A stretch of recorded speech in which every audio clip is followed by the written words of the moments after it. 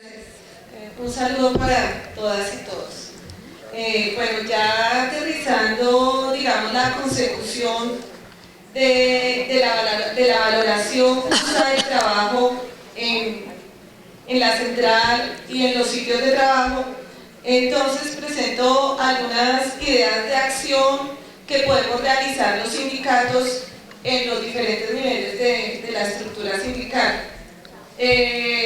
Empezando por la concientización y la formación de lo que significa trabajo de igual valor. O sea, los sindicatos tenemos ahí un gran reto en informar, difundir, hacer campañas.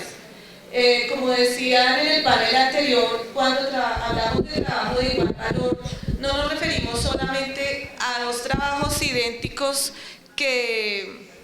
se realicen, donde también existe la discriminación, claro, nada más en la empresa donde trabajo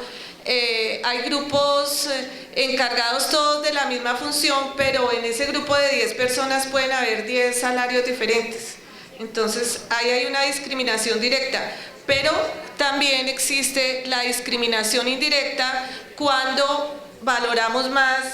unos trabajos que otros, como aquí se ha explicado, y a lo que me referiré más adelante. Desde la Confederación de Trabajadores de Colombia, pues hemos trabajado y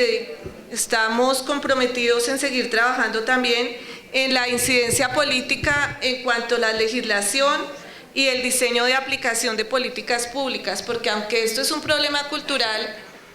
es importante lo que se haga desde las políticas públicas para ir haciendo acciones de prevención, para ir colocando unos parámetros para la asignación de salarios, para la negociación de los salarios.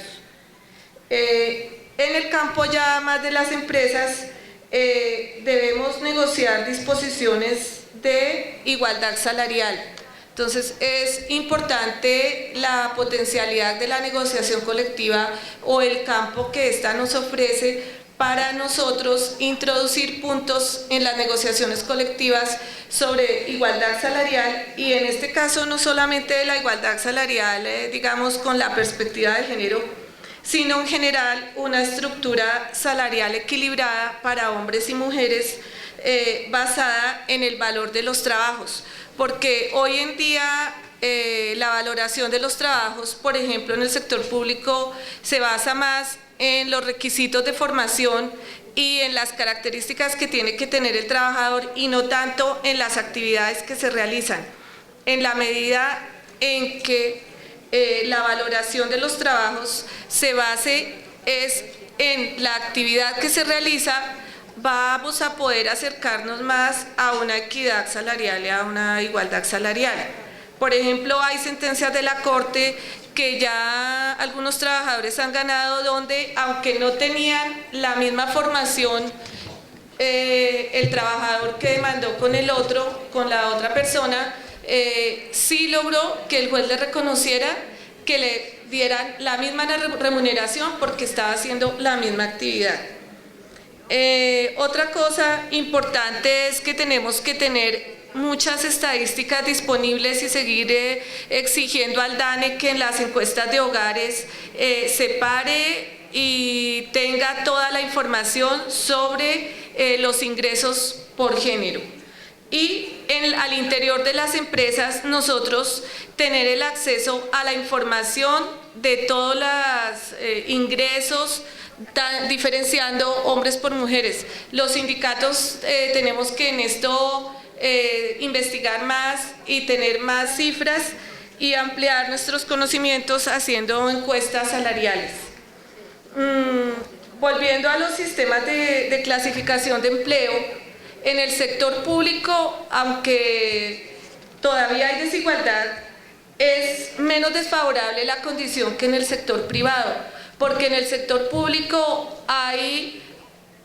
por ejemplo, estructuras de planta de personal, hay manuales de funciones y requisitos, hay unas posibilidades de nivelación que en el sector privado en muchas partes hay que crear. Es decir, en una agencia de viajes, por decir algo, el dueño de la agencia coloca los sueldos como él quiere. un ejemplo que se me ocurre, pero hay muchos en el sector privado que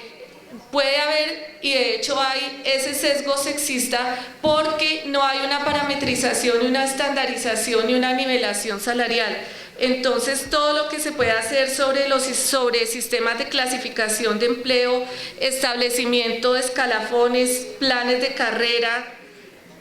es positivo para la igualdad salarial, porque en la medida en que se establezcan unos parámetros, esos parámetros nos van a permitir que no haya el sesgo sexista. Aún así, todavía, como decían en el panel anterior, hay variables o factores que se tienen en cuenta que a las mujeres nos pueden perjudicar,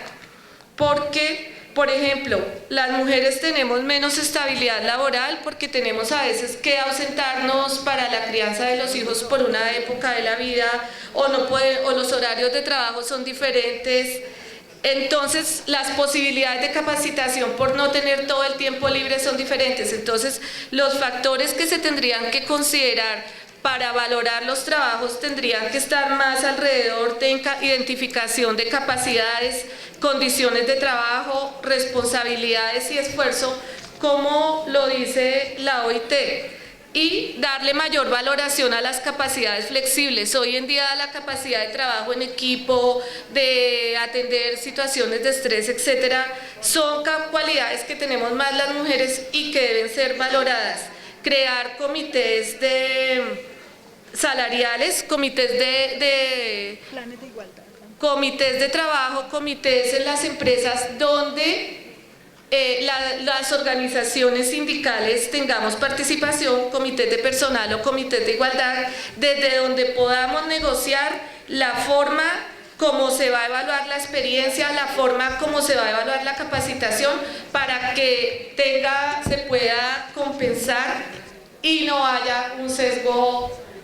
sexista. Gracias.